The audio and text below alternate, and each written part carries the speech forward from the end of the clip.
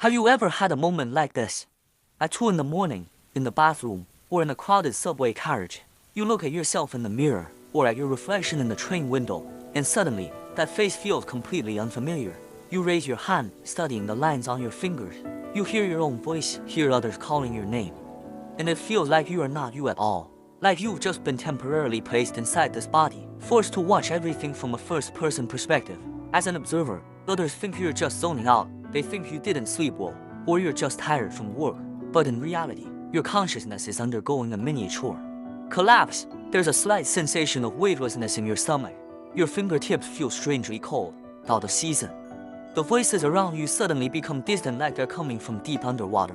Muffled, hollow, and real. You still nod, you still smile, you still respond exactly as a well-adjusted adult should. But only you know your core awareness has already stepped out of your body. In that moment, the world turns into a low-quality simulation, and you just noticed a glitch in the system. In recent years, more and more people have become fascinated with the simulation hypothesis. Silicon Valley elites try to prove it with quantum mechanics.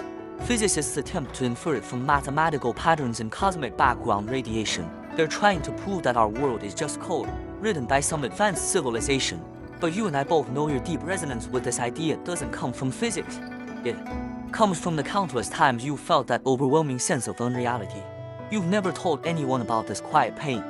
Because whenever you try to describe this feeling that nothing is real, people think you're being dramatic or self-indulgent, or they tell you to just go outside more. So you learn to stay silent. You carry this unreality with you, while continuing to play your role as employee, partner, child. In psychology, this feeling has a code. Clinical name: Derealization and Depersonalization. Psychiatrists write it in your medical records. CBT therapists teach you breathing techniques to return to the present. Modern medicine treats it as a disorder, something to be corrected, suppressed with medication. But they've misunderstood something. This is not an illness. This is an ancient, highly sophisticated survival mechanism. This is your brain pulling the plug. Imagine your nervous system, that limbic system, shaped over millions of years of evolution. It was designed for the African savanna, for social groups of fewer than 150 people, for clear, physical threats to survival. It's an incredibly stable system, but with a very real limit to its computational capacity. And now, you're using this ancient machine to run the absurd complexity of modern society. From the moment you wake up and your phone screen lights up, a flood of information violently crashes into your vision. Every distant yet emotionally charged disaster headline, every layer, subtext-heavy workplace message, every small but accumulating bill, every carefully crafted reply on social media, every artificially curated smiling face. None of this is free. Every second you maintain a normal life, you're burning enormous cognitive resources. Your nervous system is forced to process high-density, artificial signals all day long. It's doing frantic calculations in the background, burning glucose like a strict system administrator. It logs every emotional compromise you make just to fit in. Then one day, it runs the numbers. It realizes your cognitive load has reached a critical threshold.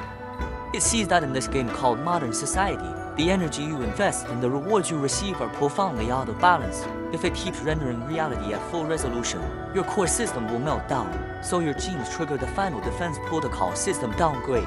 It forcibly lowers the rendering quality of reality. It cuts off the normal supply of dopamine and serotonin. It drains the emotional color from everything. That's why the world suddenly feels like an unfinished map, a barren, textureless landscape. That's why things you once loved, food, hobbies, no longer move you. Others think you've become cold or depressed, but you are bleeding. Your nervous system is trying to save you by severing your connection to the world before it tears you apart. Your numbness is the price you pay to stay alive. At that point, whether the world is literally simulated no longer matters. Because for your brain, modern society itself is already an absurd simulation. We are trapped in a massive, makeshift system called civilization, pushed forward by an artificial clock, wearing assigned uniforms, speaking assigned lines, chasing assigned metrics called success. You stand at a crossroads, watching traffic lights switch mechanically. You look at people in the subway, expressionless, glued to their screens. You see office buildings lit all night like glowing miniature prisons. You watch people exhaust their entire life force for virtual number savings, likes, KPIs. Your body keeps moving as expected, but your subconscious notices the absurdity before your rational mind does.